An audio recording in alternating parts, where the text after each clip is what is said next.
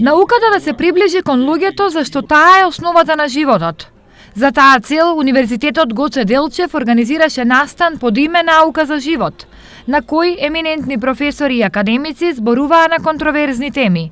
Покрај излагањата поврзани со филозофија на правото, се зборува за климатските промени и за она кое што секојдневно се зборува за загадувањето на воздухот, каде се движи светот, што се случува со дигитализацијата и образовните политики во светот, што се случува со луѓе, со личности кои што направиле многу, а никој не ги препознал, а веќе нивните дела биле реализирани преку некои други личности. Меѓу говорниците беше и ректорот на УГД Блажо Боев, кој зборуваше на тема за климатските промени. Во текот на последниот век е забележена брзорастичка, да кажеме, промена на климата во последица на зголемувањето на емисиите на гасовите кои се резултат на соборувањето на фосилните горива.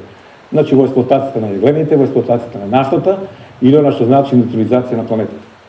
Како последица на овие активности доаѓа до значителни промени во климата во задниот век, во последниот век.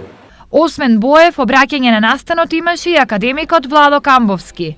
Не е случајно тоа што уште од прастари времиња, од појавата на првите организирани општества се појавува научната мисла или филозофската мисла во тоа време не за правото, за човекот, за правото, за должностите и така натаму. Имате на цела плејада на водечки мислители во текот на целата човечка цивилизација, кои што исклучително големо внимание посветувале на проблемите на правото.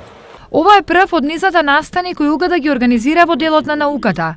Слични говори на интересни теми ќе следуваат и во наредниот период, а дел од говорниците се веќе познати: Венко Андоновски и Никола Ристановски.